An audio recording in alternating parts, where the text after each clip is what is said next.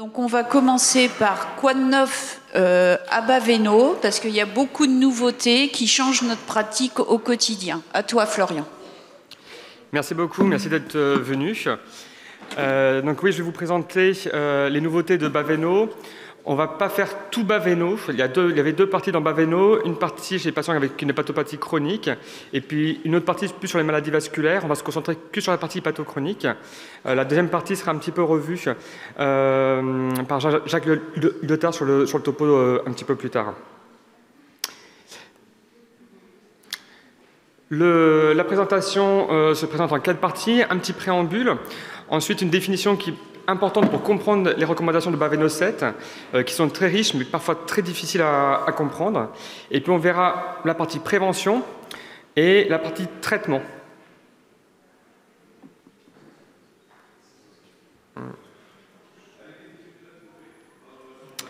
Alors, en préambule, je reviens sur Baveno 6. La question principale de Baveno 6, c'était de prévenir l'hémorragie digestive. On ne parlait que de l'hémorragie digestive, et notamment la grande question, c'était faut-il faire ou pas une fibroscopie?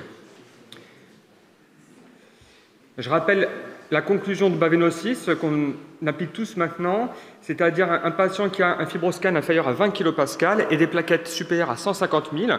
C'était des patients qui étaient considérés à faible risque d'avoir une hypertension portale avec des varices œsophagiennes et du coup, on ne faisait plus de fibroscopie à ces patients-là. Baveno 7, ça change un petit peu, ce n'est pas la même question. Ils se sont intéressés à la prévention de la décompensation quelle qu'elle soit, les varices œsophagiennes ou l'acide. Et la sous-question du coup qui se pose, c'est doit-on mettre des bêta-bloquants? Je reviens sur cette définition pour bien comprendre les recommandations de Baveno 7. C'est l'hépatopathie chronique avancée compensée, HCAC. L'important, pour bien lire les recommandations, c'est l'important n'est pas la cirrhose, mais les patients qui ont une cirrhose avec un haut risque de complications en lien avec l'hypertension portale. Les hauts risques de complications, c'est aussi bien l'acide et l'hémorragie digestive. Comment est-ce qu'on a défini le rôle de l'élastographie, quelle qu'elle soit, fibroscan, ARFI, est importante. Il faut 2 évaluations à jeun, supérieures à 10 kPa. Effectivement, on rentre dans l'HCAC, il y a un doute sur une possibilité d'HCAC, et supérieur à 15 kPa, il y a bien une hépatopathie chronique avancée compensée. Ou alors on ne fait qu'une seule mesure, associée à un test sanguin, le FIB4, l'EF-test ou le FibroTest. Enfin, si la valeur de mon élasticité de ma dureté du foie est inférieure à 10 kPa, on fait une surveillance annuelle, mais du coup on ne rentre pas dans une hépatopathie chronique avancée compensée. On va parler de la prévention des complications en lien avec l'hypertension portale, et notamment qui sont les patients qui vont avoir une hypertension portale. Un premier groupe de patients, ça essentiellement sur les patients qui ont une origine alcoolique, virale, ou NASH, mais NASH non obèse, avec un IMC inférieur à 30. Pour ces patients-là, on va faire un fibroscan, élasticité inférieure à 15 kPa et des plaquettes supérieures à 150 000. On se retrouve sur des patients qui n'ont pas de risque d'hypertension portale de façon significative. Un deuxième groupe de patients qui a plus de 25 kPa, ces patients-là, c'est une hypertension portale cliniquement significative et effectivement, ils ont un haut risque de décompensation dans plus de 90%. Et puis on a un groupe intermédiaire, les patients qui sont entre 15 et 20 kPa et des plaquettes inférieures à 110 000 ou entre 20 et 25 kPa et des plaquettes inférieures à 150 000. Et ces patients, ils ont une hypertension portale cliniquement significative d'environ 60% des cas. En fait, il faut retenir 4 valeurs, 10, 15, 20, 25. Inférieur à 10 kPa, je n'ai pas de risque d'HCAC. Entre 10 et 15, donc inférieur à 15, je n'ai pas de risque d'hypertension portale. Et ensuite, supérieur à 25. Risque important, et entre 15 et 25, c'est là où il faut regarder le taux de plaquettes. Du coup, à qui on va donner les bêta-bloquants? Pour ce premier groupe de patients, on reprend pareil que Baveno 6, il n'y a pas besoin d'endoscopie, il n'y a pas de traitement à mettre en place. Supérieur à 25 kPa, on va mettre un traitement par bêta-bloquant. en privilégiant plutôt le carvedilol que le propanolol, je vais revenir dessus ensuite. Et puis pour les groupes intermédiaires également, on mettra des bêta-bloquants en prévision de carvedilol. Alors les bêta-bloquants, c'est en termes de prévention, on connaissait bien les bêta-bloquants pour la prévention de l'hémorragie digestive. Pour l'acide, c'était moins évident. En fait, il y a 2 études. La première, c'est des études espagnoles faites en 2019. C'était 200 patients qui étaient cirrhotiques. Une étude qui a été faite en double aveugle. Bêta-bloquant, quel qu'il soit, carvedilol ou propanolol. Il y avait une majorité de carvedilol dans l'étude quand même, versus placebo. Et la seule chose l'objectif primaire, c'était la survie sans décompensation. On voit très clairement qu'au bout de 2 ans, entre 2 et 3 ans, il y avait nettement moins de décompensation en lien avec l'hypertension portale chez les patients qui étaient sous bêta-bloquant. Ensuite, pourquoi on parle plus du carvedilol maintenant? Il y a une méta-analyse qui a été faite cette année, toujours par le même auteur, qui a repris 350 patients. Sur ces 350 patients, 180 étaient traités qu'avec le carvedilol. Les autres étaient soit du placebo, soit de la ligature de varices œsophagiennes. Et le carvedilol montrait de façon significative une amélioration de la survie et une amélioration de la survie sans décompensation également. Donc c'est pour ça que le carvedilol, c'est plutôt le bêta-bloquant à privilégier par rapport à ce qu'on avait l'habitude de faire, le propanolol. Ensuite, pour ce qui est de la prise en charge, j'ai mon patient qui avait une hépatite C, qui avait une hépatite B, je l'ai traité, il avait déjà les critères d'hépatopathie chronique avancée compensée. Différentes choses. On reprend Baveno 6, plus de 20 kPa ou inférieur à 150 000 plaquettes. J'ai une hypertension portale significative, je fais d'une fibroscopie. Inférieur à 20 kPa et plus de 150 000 plaquettes, pas de risque de varices, pas de fibroscopie. Et Baveno 7,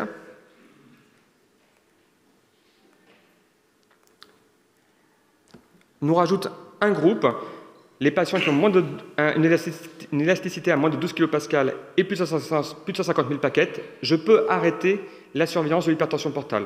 Ça ne concerne que les patients qui ont une hépatite C qui est guérie, sans cofacteur, pas d'obésité, pas d'alcool associé, et les patients qui ont une hépatite B et qui sont sous traitement aussi, avec une charge virale négative et sans cofacteur. C'est seulement pour ces patients.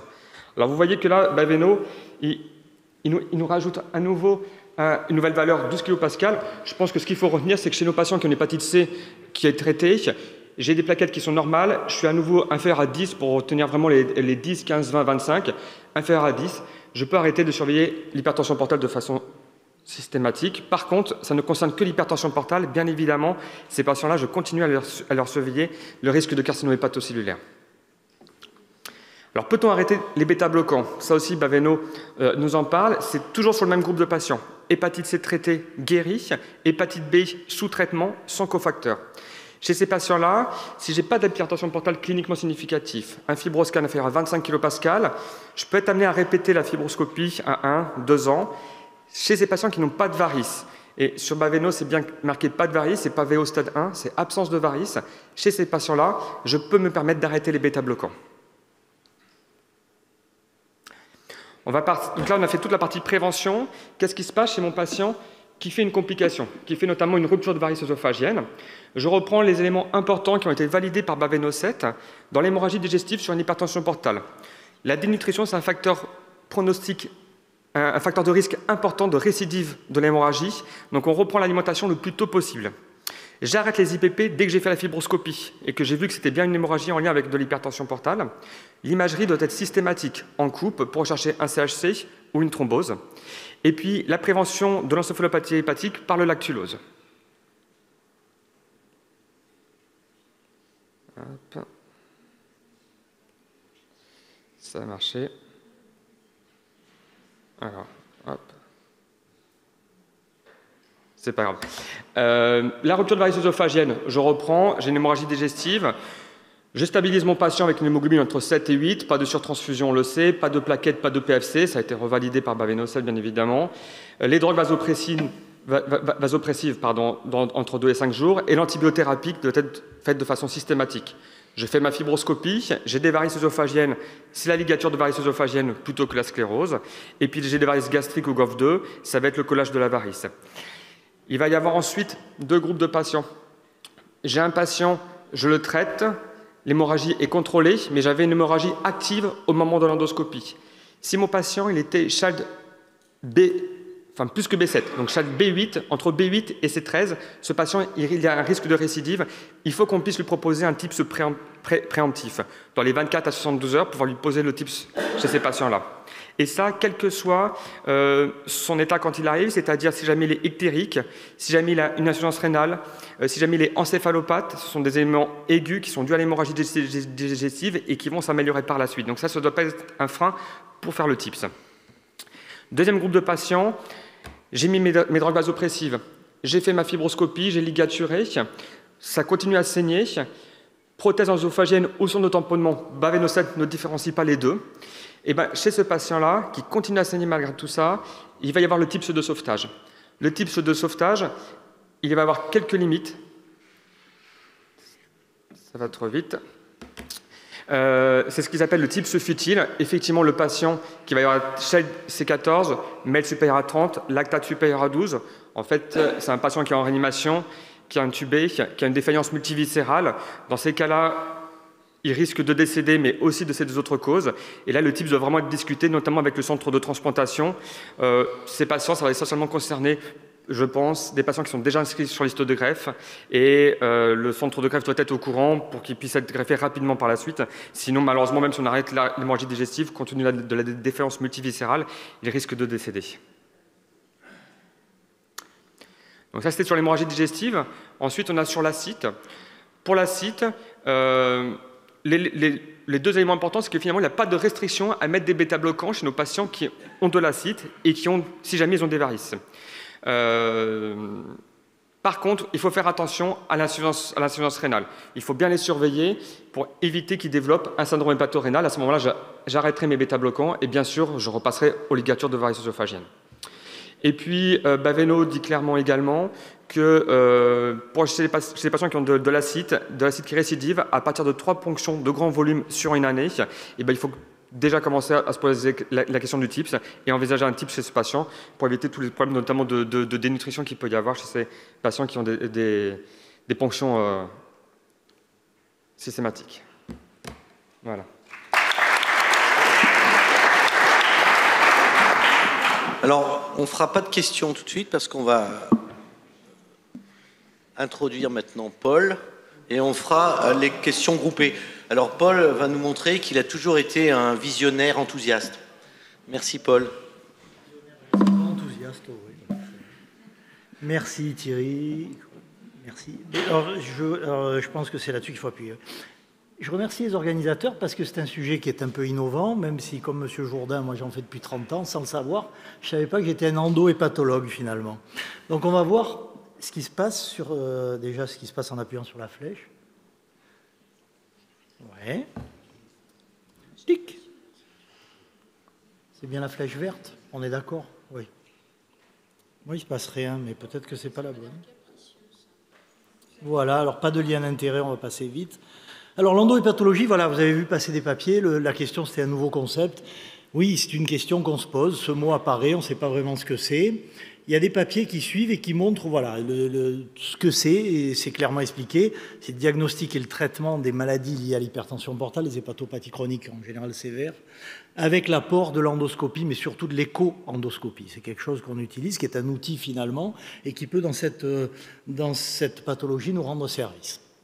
Alors, il y a des revues même qui ont été faites par les endoscopistes pour que les hépatologues comprennent, vous voyez, parce que souvent, c'est compliqué, et on ne parle pas tous la même langue, et quand on est dans les deux groupes, alors c'est encore plus compliqué parce qu'on devient schizophrène, comme moi, mais finalement, on s'aperçoit que clairement, ce qu'on veut, c'est appliquer cet outil à la gestion des pathologies pour arriver à faire en sorte que l'hépatologue ou l'endoscopiste qui travaille avec un hépatologue, et donc il y a la culture hépatologique du truc, puisse gérer lui-même ses patients de bout en bout. Pas tout le temps, pas obligatoirement, il ne faut pas se couper des autres, il ne faut pas se couper des radiologues ni rien, mais il faut qu'on puisse, un peu comme les cardiologues, gérer nos patients d'un bout à l'autre. Donc c'est ça l'idée, c'est qu'on a un outil qui nous permet peut-être d'avancer dans ce sens.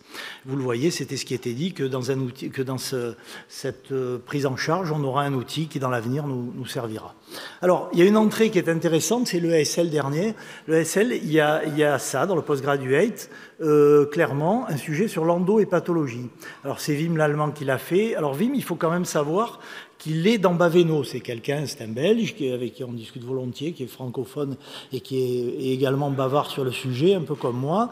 Et quand on parle avec lui, bien sûr qu'il est dans Baveno, bien sûr qu'il connaît bien l'hypertension portale, mais bien sûr qu'il fait beaucoup d'endoscopies interventionnelles, y compris des cathés, des drainages biliaires, mais qu'il avance doucement et prudemment pour arriver à faire progresser ce sujet. Quoi qu'il en soit, on lui a demandé en 2022 de faire ce topo à l'EASL, ce qu'il a fait très bien, et il avance, comme vous le voyez, prudemment, en disant que ça intègre les ultrasons dans cette prise en charge, que de temps en temps la biopsie hépatique par cette voie peut être une alternative valide, que la biopsie et le prise de pression, le gradient par voie directe sous écho-endoscopie, c'est-à-dire directement dans la suze hépatique, directement dans la veine porte, peut devenir une alternative, et que la technique sur les varices et la gestion des varices œsophagiennes et gastriques également peut également avoir un intérêt et peut-être même être supérieur au reste. Donc on avance doucement. Alors vous le savez, pour nous, depuis le début, depuis qu'on est tout petit, c'est ça. On voit des varices œsophagiennes, on met des élastiques. On voit des varices gastriques, on met de la colle. On fait une échographie et là on a fait un bilan d'hypertension portale. Alors, et on vous l'a dit 5 minutes avant, dans Baveno, on nous dit non. On nous dit non, arrêtez. Alors non, on ne vous dit pas non, arrêtez. On vous dit à risque chez les patients compensés. L'astuce est un peu là. Baveno est réservé aux patients compensés. Et c'est là qu'on parlera d'endoscopie ou pas. Chez les malades décompensés, clairement. Alors vous avez vu, mon patient, il a 25,3. Il n'a pas 25, comme c'est dit dans Baveno, mais j'ai fait ce que j'ai pu. Donc clairement, on a un groupe de patients qu'on va gérer d'une manière non invasive, et après, un groupe de patients qu'on va gérer de manière un peu plus invasive. Les varices œsophagiennes, vous en avez tous vu, je vous en montre. Elles ressemblent à tout ce qu'on veut. Ça saigne pas. Ça, c'est la vision superficielle, endoscopique des choses. Quand on s'attaque aux varices œsophagiennes, on a tendance à cibler les ligatures, parce que c'est le traitement de référence. Vous avez un clou plaquettaire, là, que j'ai vu il n'y a pas longtemps. Hop, on met l'élastique dessus, on est très content. D'autre part, de temps en temps, on a ça. On a autre chose. On a une espèce de machin veineux qui alimente, qui est un peu congestif au niveau du cardia. Et vous avez vu, quand vous faites ça, il y a pareil, il y a une espèce de congestion veineuse qui se produit, et puis vos cordons s'affaissent. On se dit, tiens, c'est marrant, là, j'ai ligaturé peut-être à l'endroit qu'il fallait, et l'endroit qui alimentait le reste, parce que mes cordons disparaissent. On partait pour mettre 7 élastiques et on n'en met plus que 3. Alors, il y a des études anciennes. Alors, 1890, Thierry Fontan, je n'étais même pas dans les auteurs, c'est pour vous dire que c'est ancien. Et sur ce travail un peu invasif, je le reconnais, il regardait bien sûr la version endoscopique de la chose, et il regardait aussi la version écho-endoscopique de la chose, enfin écho-endo avant que l'écho-endo soit inventé. Et donc, il voyait les collatérales, enfin ce qui se passe derrière nos varices. Et c'est peut-être bien de se poser la question de savoir ce qui se passe derrière. Alors l'HTP, dans les années 90, c'était ça. Hein. Pour moi, c'était ça. Moi, je faisais plein de trucs, j'étais content. J'essayais de convaincre les gens, et il y avait quelques études quand même. Mais vous voyez que la courbe augmente doucement. Et puis finalement, il y avait même des topos. J'avais fait devant le club d'hypertension portale, où je disais en 2005, ben oui, allez, est-ce que c'est la peine de continuer les études, d'utiliser ce truc-là, quoi, utiliser cet outil. En 2010, je répétais pareil, je disais utilisez l'outil. Et puis après, on le verra, ça dépend des conditions locales. Et puis voilà, ça c'est des diapos un peu funk de l'époque. J'ai passé sur la période disco, des diapos bleus et tout ça, c'est encore pire. Mais maintenant, on a des diapos qui sont plus sympas comme ça, et on s'aperçoit que quand on reprend les études, alors simplement avec des mots-clés hypertension portale et écho-endoscopie. Hein. Après, on peut rentrer varices, on peut rentrer endo-hépatologie, on peut rentrer ce qu'on veut. On verra qu'il y a beaucoup d'études, et il y en a de plus en plus dans les 2-3 dernières années qui viennent de s'écouler. Alors, quel est l'intérêt de l'écho-endoscope? Je vais dire une banalité, c'est un endoscope et c'est un échographe. Ce qui veut dire que ça va nous servir aux deux, et que nous, quand on est hépatogastro-entérologue, on se sert de l'endoscope et de l'échographe. Donc, il va nous permettre de voir plein de trucs, on va détailler, et puis des choses qui se passent derrière.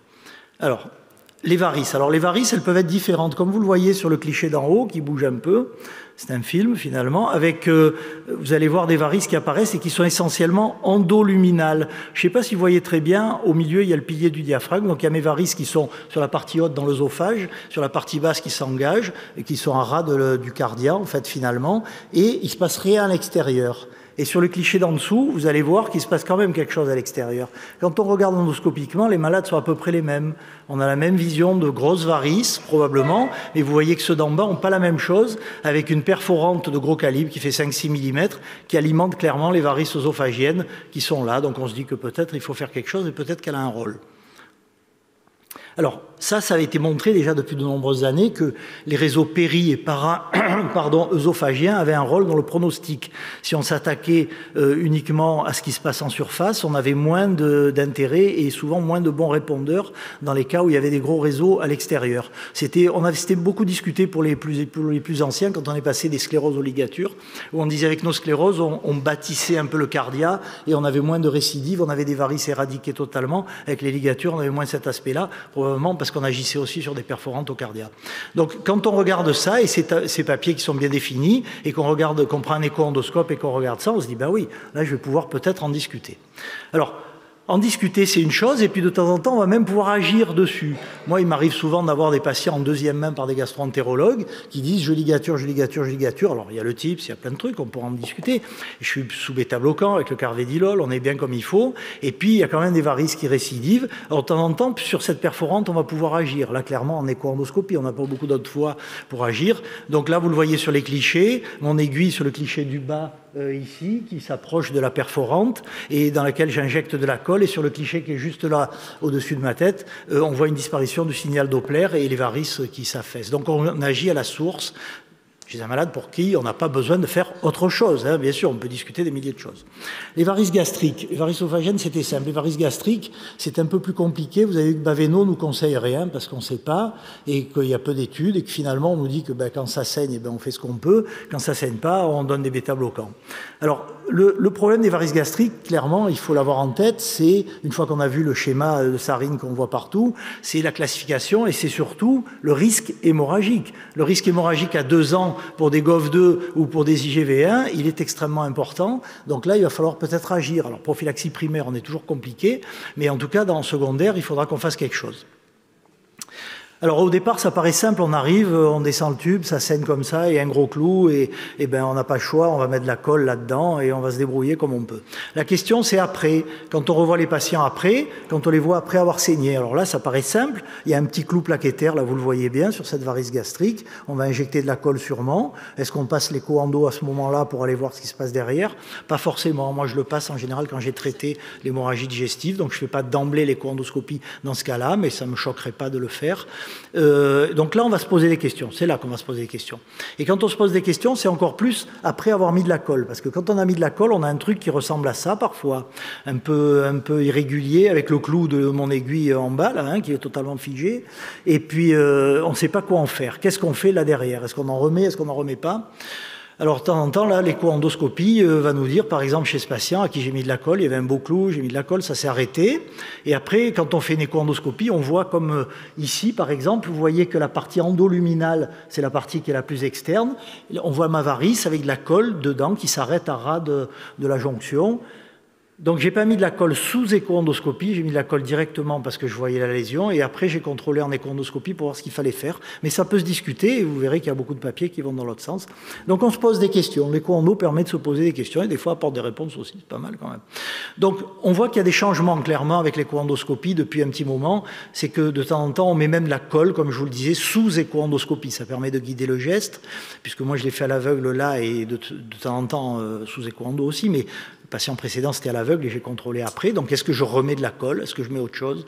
Est-ce que je m'arrête là? Voilà. Et donc là, on met de la colle et puis on a l'impression que ça marche bien, guidé sous écho-endo, ce qui permet de voir nos collatérales.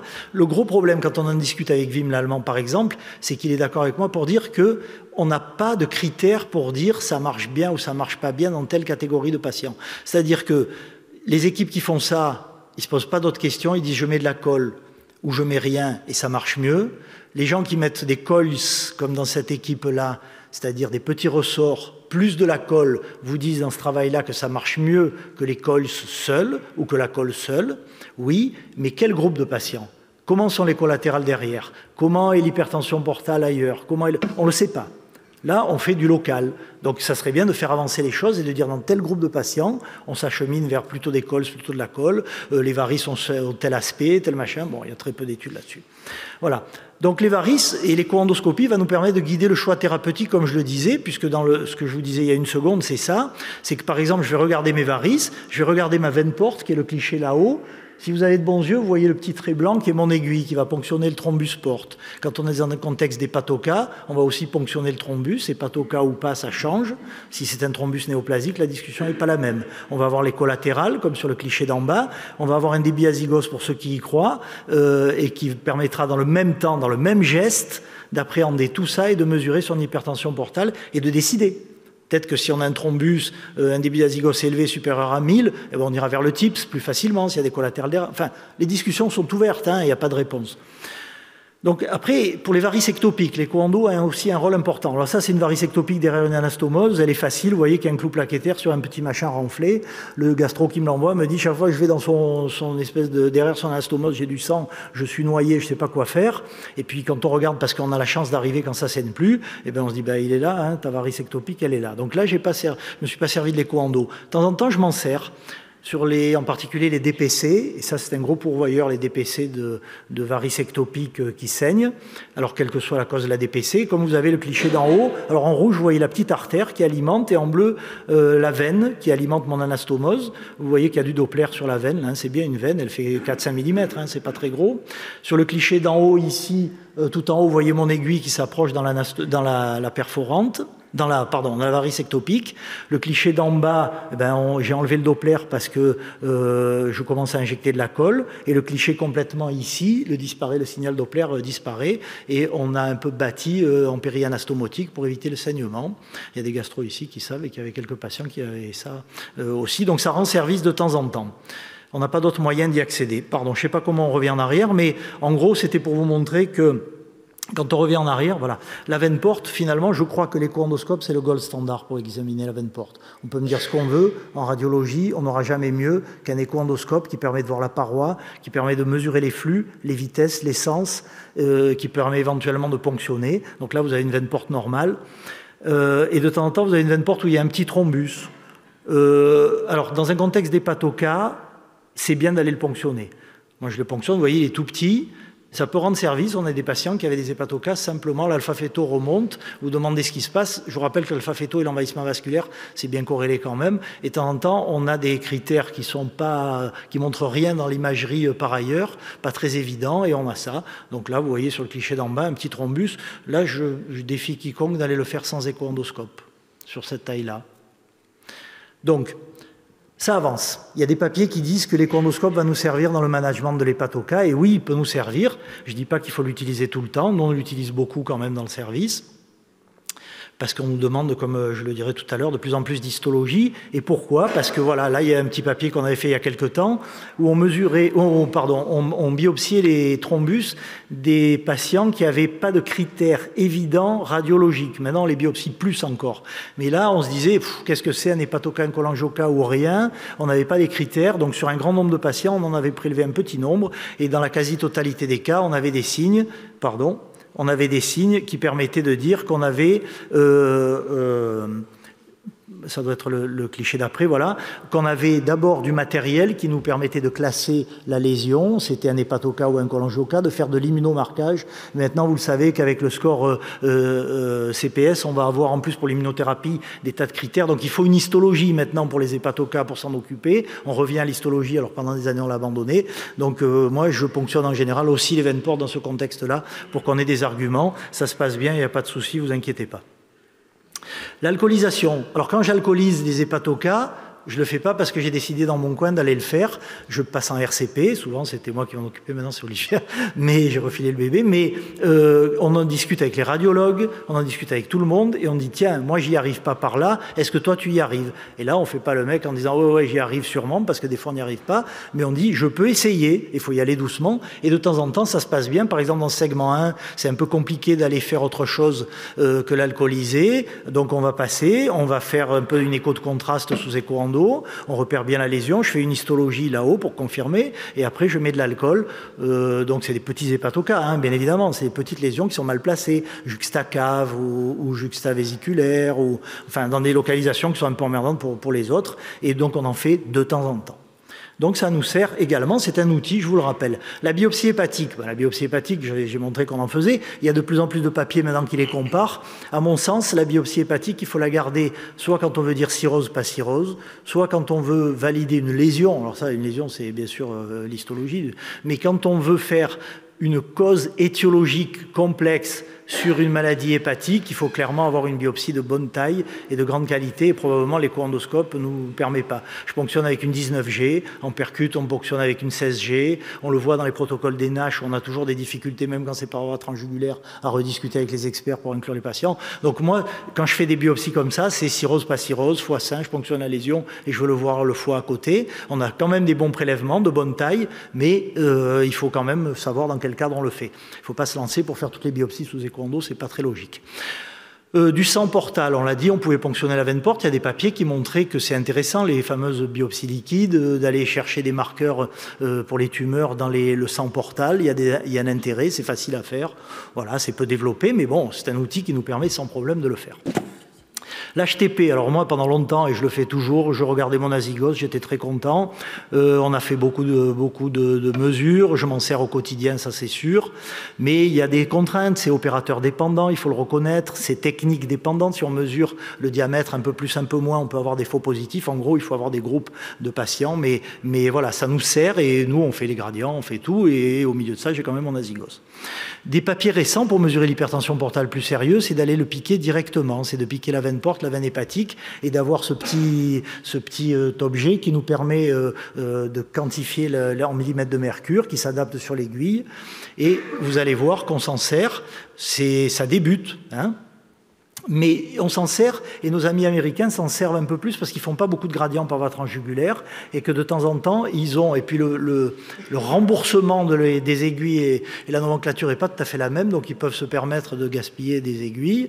Mais en un temps, ils peuvent faire ça. Et par exemple, là, l'ASLD, dernière ASLD dans le truc endoscopie, c'était très bien. Et il y a la dame qui, en premier auteur, ici, et qui présentait qu'elle faisait de la chirurgie bariatrique endoscopique et qu'elle prend dans ce contexte-là, le gradient avant-après, que les patients qui ont une hypertension portale, ils sont contre-indiqués pour la chirurgie bariatrique chirurgie. Par contre, pour l'endoscopie, ça peut être utile, moins à risque de morbidité et de mortalité, et qu'il faut en plus avoir une idée du bénéfice sur l'hypertension portale chez ces malades-là. Donc, elle prend le gradient avant, par voie écho-endoscopique, et puis elle fait sa chirurgie, elle le prend après. C'était très intéressant. Donc la segmentation hépatique, vous voyez qu'il y a des papiers, hier je faisais la segmentation en écho, en écho-endoscopie, bien sûr qu'il y a des papiers qui nous montrent le foie et qui disent qu'il y a des segments, on s'y attend, hein, c'est les mêmes, mais on peut les regarder et là ça nous guide de manière assez didactique pour l'utilisation de l'écho-endoscope pour ceux qui n'en ont pas l'habitude. Un petit cas clinique pour terminer, c'est une dame de 76 ans que j'ai vue il y a quelques temps là, et qui avait en 2019, je ne la connaissais pas à l'époque, un cancer du pancréas. Elle a été chimiothérapiée, puis opérée parce qu'elle répondait bien, on était en 2019. Son suivi montre qu'elle va très bien, il n'y a aucun souci. Et puis, elle a eu de la chimio, bien sûr. Et un beau jour, en février 2022, on la met à mon programme en me disant, voilà, on t'a rajouté une dame parce qu'elle saigne. Et cette dame, elle a eu une fibro il y a un mois qui avait une œsophagite ulcérée. Elle est sous anticoagulant, bien sûr. Sinon, c'était trop drôle. Et elle a un suivi, un scan qui montre que tout va bien. Hein. Son néo du pancréas va très bien. Donc, je me suis dit, je vais tomber sur bien sûr, un ulcère œsophagien qui saigne sous anticoagulant et je verrai ce que je fais. Et puis, quand je lui fais l'endoscopie, cette dame, je tombe là-dessus. Fibro, il y a un mois et quelques, qui disait œsophagite ulcérée. Elle a des belles varices, cette dame. Et sur son anastomose, elle a une anastomose qui me paraît assez hyper émiée et peut-être un peu irrégulière. Les varices sur les anastomoses, il ne faut pas s'attendre à avoir des varices œsophagiennes. Il faut s'attendre à avoir des varices qui sont un peu des déformations muqueuses. Et on les voit quand on regarde en écho-endo, bien sûr, vous avez compris pourquoi je vous en parle. Donc cette dame, première étape, je fais comme on me l'a dit, je ligature ses varices œsophagiennes, je n'ai pas trouvé d'autre cause évidente, je la mets sous carvedilol, parce que c'est un médicament que j'aime bien, et puis je regarde le scan qui était étiqueté normal.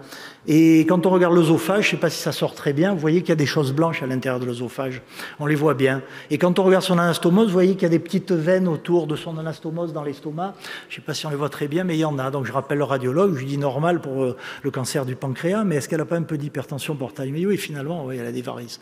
Ben oui, c'est sûr.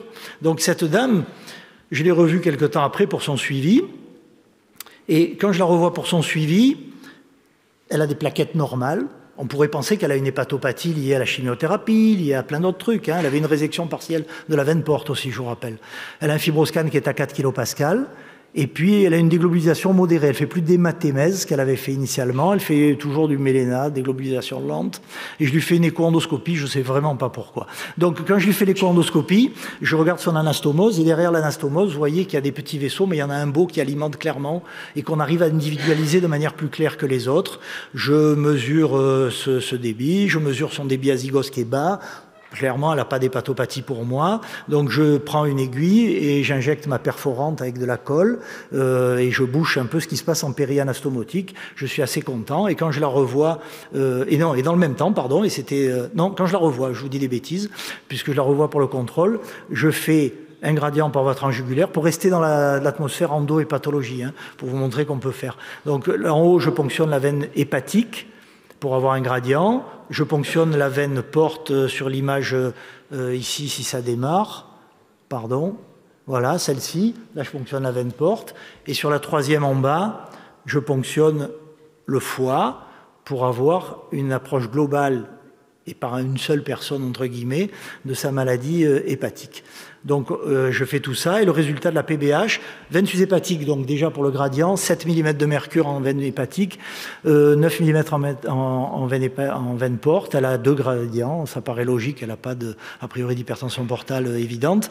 Sa PBH est tout à fait interprétable, qui nous dit qu'il y a un foie normal, qu'il n'y a pas d'autre anomalie, donc on a une patiente qui n'a pas d'autres maladies surajoutées éventuellement liées à la chimiothérapie. Donc en conclusion, ce qu'on peut dire, c'est que finalement le diagnostic endoscopique purement superficiel, il permet dans l'immense majorité des cas, et je ne vous le cache pas, de faire le bilan et la prise en charge thérapeutique adaptée, parfaitement adaptée, sans qu'on fasse de bêtises. L'écho-endoscope, il nous apporte autre chose. Il nous apporte peut-être une approche collégiale, multidisciplinaire, il nous fait discuter, mais en même temps, on sait ce qu'on a fait à notre patient. Nous, on peut se poser des questions, gérer notre thérapeutique, un peu comme font les cardios. L'idée, c'est d'avoir en main un outil qui nous permet, nous, de gérer tout ça.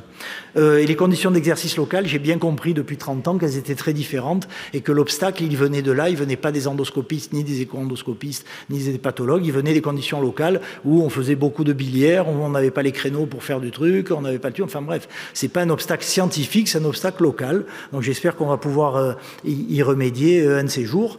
Et pourquoi pas, comme sur la conclusion, avoir comme ici, Saint-Joseph sous la neige à Marseille, ce qui peut finalement arriver. Donc même les l'écho-endo dans l'hypertension portale, ça peut arriver. Je vous remercie de votre attention. Merci beaucoup, Paul, pour ce magnifique iconographie dans l'écho-endoscopie diagnostique et thérapeutique. On va demander à Florian de venir. Et puis les questions sont ouvertes à la discussion. Pierre ?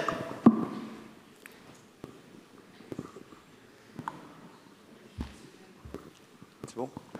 Merci Florian et Paul. Une question pour Paul. Puisque je fais un peu d'écho-endoscopie, je fais cytoponction, mettre une aiguille dans une veine porte ou dans le foie. Alors dans le foie, j'imagine que c'est peut-être pas morbide, mais la morbidité de tel geste, c'est mettre une aiguille dans une veine porte. Il y a quelqu'un qui m'apporte la réponse, excuse-moi. Non, pardon, excuse-moi. Non, ça pose pas de problème. Dans le foie, ça pose pas de problème, c'est clair. Dans la veine porte, il y a pas mal de papier. On peut avoir des petits hématomes autour de la veine, c'est vrai. Moi, jusqu'à présent, je ponctionne beaucoup les thrombus et je fais pas de veine porte libre sans passer par le foie. C'est-à-dire que le gradient, par exemple, j'interpose du foie, donc j'ai pas de souci. C'est ce qui est recommandé. La veine porte libre, j'allais dire pédiculaire, où il y a des thrombus ou ailleurs. En général, je ponctionne le thrombus, mais il m'arrive qu'il remonte du sang. J'ai pas de complications. Comme en écho-endoscopie, même pour la PBH, on a vraiment moins de complications. Moi, mon idée, elle est peut-être ce qu'elle vaut, elle vaut ce qu'elle vaut, elle est peut-être pas réelle, mais quand on a des complications sur la PBH, c'est qu'on pique un vaisseau. On a des troubles de l'hémostase, on est d'accord, bien sûr, mais c'est qu'on a piqué un vaisseau qu'on fera emboliser d'ailleurs dans la foulée. Et donc, sous écho-endoscopie, ça arrive quasiment jamais. Donc, on n'a pas de gros soucis et malheureusement, mais les gens avec qui je travaille, ils m'amènent de plus en plus de patients avec des coags minables, voire même des fois sous aspirine, en me disant « Ouais, si, il faut lui piquer la veine porte et le foie et tout. Je te promets, il n'a pas de plaquettes ni rien. » Non, j'ai pas de complications, je peux pas dire ça. Sur la prise de pression, donc clairement, il faut transposer, il faut traverser du foie. La question pour le gradient par voie écho-endoscopique, c'est la veine sushépatique qui est un peu difficile à avoir. Donc, de temps en temps, on pique quasiment la cave.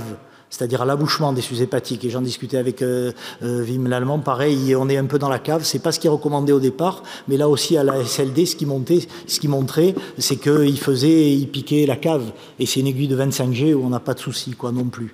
Alors, après les biopsies liquides, où là clairement on va biopsier, on va essayer d'avoir du sang peut-être avec des 22G ou un peu plus, faudra voir. Il y a des papiers chez l'animal et tout qui montrent que quand on les autopsie les animaux, il y a un petit hématome des fois pariétal et tout, mais on n'a pas de vraies complications.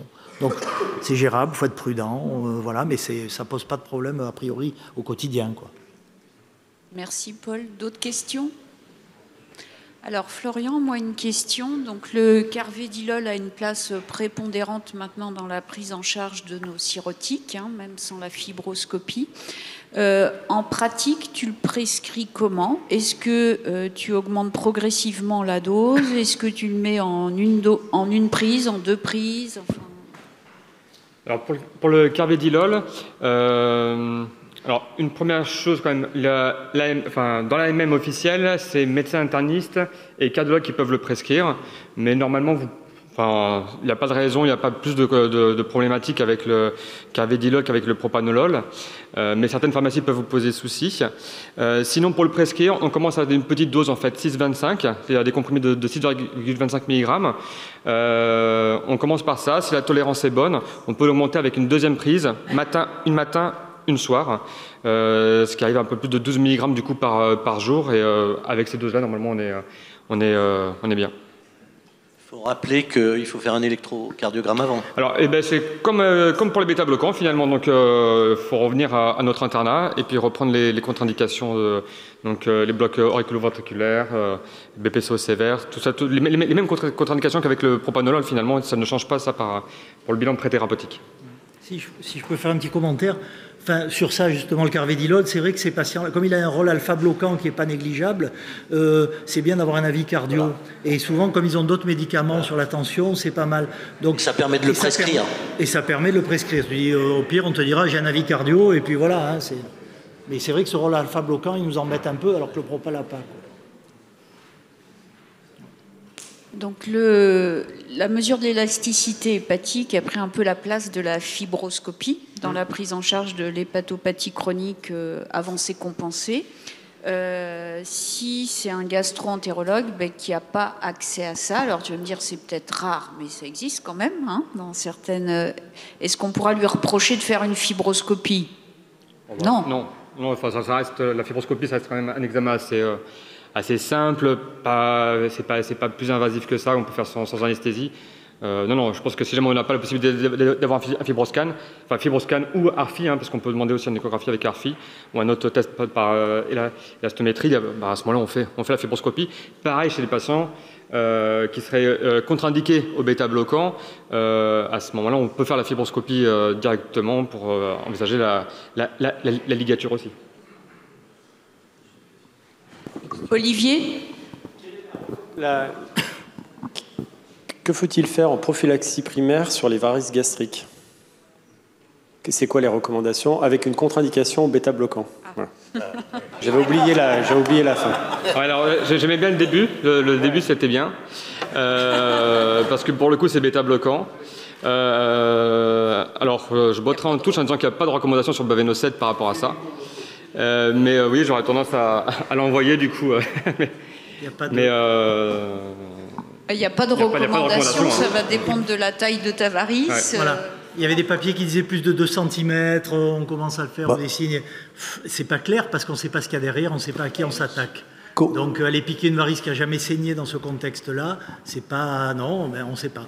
Compte tenu du risque qui est important, hein, vous l'avez bien montré, on ne voulait pas l'évaluer pour un TIPS? Si, je pense que ça vaut le coup, c'est une expertise... Oui, c'est un ensemble de choses, mais TIPS en prophylaxie primaire pour des varices gastriques et qu'il n'y a pas d'acide, là, on s'éloigne de ça. Aussi. Moi, je pense qu'il faut le discuter en staff. RCP, à mon avis. TIPS en prophylaxie primaire, c'est pas très habituel, sauf si tu fais une écho-endoscopie que tu trouves une thrombose partielle de la veine porte. Alors là, c'est une très bonne indication. On passe de l'absence d'indication à une très bonne indication. Donc voilà. Donc il faut faire une écho-endo. Oui. Alors Pierre ? Moi, je n'ai pas très bien compris, Florian, ta diapositive, enfin, c'est novateur. La place du traitement du TIPS préemptif tu contrôles l'hémorragie, tu as des varices, tu as une chale B7, tu envisages, parce que quand tu contrôles l'hémorragie, finalement, même si tu as cirrhose et B quelque chose, tu n'as pas forcément envie de les diriger vers un TIPS préventif. C'est nouveau ça ou on ne faisait pas bien? Non, c'est nouveau sur Baveno 7 et c'est pas B7, c'est à partir de B8 en fait, c'est strictement supérieur à B7. Donc B8, entre B8 et C13, effectivement c'est un groupe de patients qui risque de récidive en fait, malgré le bêta-bloquant que tu vas mettre par la suite après ton hémorragie digestive. Et du coup chez ces patients-là, effectivement la discussion pour mettre un TIPS préemptif dans les 2-3 jours qui suivent le traitement que tu as fait. Quoi. Comment ? Alors que l'hémorragie est contrôlée. C'est plus pour le risque de récidive de seconde hémorragie, en fait.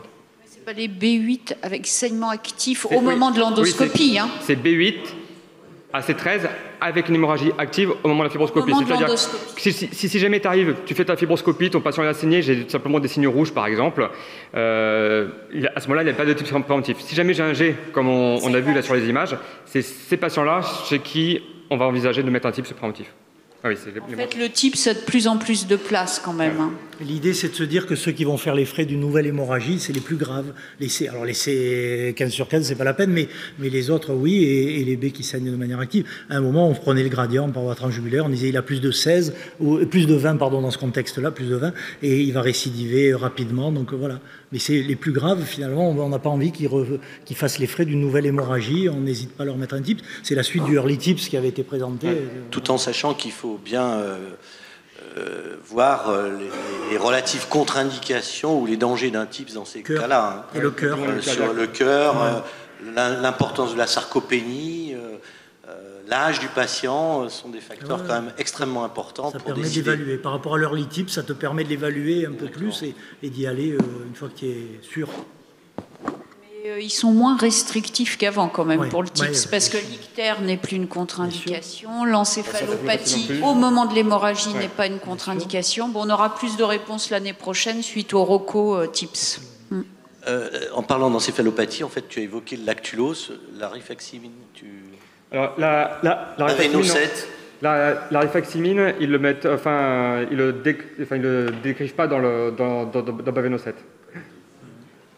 Et dans l'hémorragie digestive, ils mettent le lactulose en préventif. Exactement, et mettre le lactulose en préventif dans l'hémorragie digestive, ce qu'on faisait pas, ce que je faisais pas en tout cas. Moi, je le faisais pas. Non. Exactement, ils le mettent en préventif de l'encéphalopathie hépatique et de façon systématique, comme les antibiotiques et tout ça en fait. D'autres questions ? Oui. J'aimerais que la question soit à quel endroit on peut acheter un bon écho-endoscope, ça serait pas mal, quoi. Et d'y aller en sortant peut-être, ça serait... Juste pour revenir sur les ponctions sous écho-endoscopie, en termes de plaquettes et de TP, vous mettez une limite ou pas spécialement comme les radiologues? Non, on met les limites habituelles, c'est-à-dire 50-50, mais on n'est jamais dans ces cas-là pour ces patients-là finalement. Donc j'avoue que je descends très bas, dans des chiffres très bas. Ouais. Moins inquiet. Mais là, ça doit être opérateur dépendant aussi. Tu as beaucoup d'expertise aussi, non? Et même... Tu n'as pas de risque, enfin, tu es collé sur le foie, tu es collé, le foie, on parlait du foie, hein, ouais. Tu es collé sur le foie et tout, tu as les vaisseaux, tu vois très bien, tu guides ton aiguille, enfin, il n'y a pas de choses. À l'aveugle, c'est un peu plus compliqué quand même. Hein. Ah ouais. En percutané, tu n'as pas d'interposition, tu n'as pas de trucs qui vont tamponner.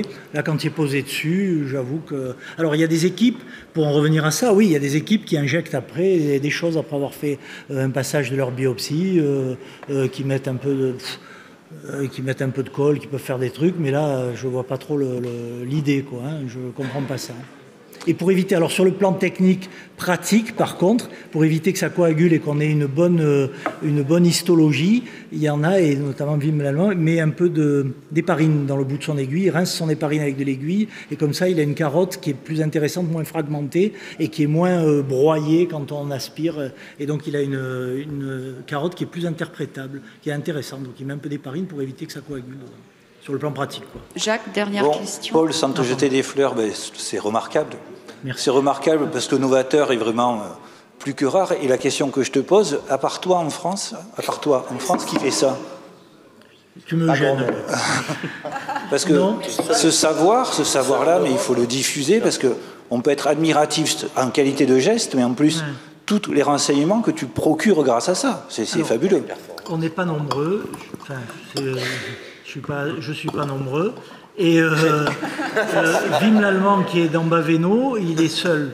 Même dans son centre, il te le dit. Lui, il fait de la greffe, il fait des trucs. Et il me dit, ouais, je suis seul. Donc nous, on essaie d'avancer dans le service, parce que je vais me barrer bientôt. Et donc, j'espère que quelqu'un va prendre le relais. On va essayer de former un peu plus de gens et tout ça. Mais alors,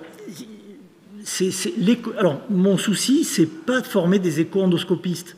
Je le dis à chaque fois, c'est d'avoir un binôme hépato, si c'est la même personne, tant mieux, hépato et endoscopiste. Il faut la culture hépato pour faire ce genre de truc.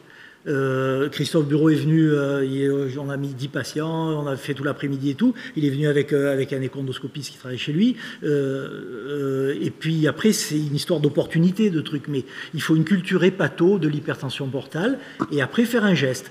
Quand j'ai présenté sa vidéo digeste, les endoscopistes, ça leur pose pas de problème d'aller piquer, d'aller faire des gestes. Mais ils savent pas pourquoi. Les hépatos, ils savent pourquoi, mais ils font pas. Donc il faudrait un binôme et petit à petit avancer. Mais la littérature, comme tu le disais, les hépatos la lisent pas et les endoscopistes, dès qu'ils voient l'homocirrhose, ils partent. Donc il faudra un jour quand même que les deux se relient. Merci beaucoup, Paul et Florian. Merci.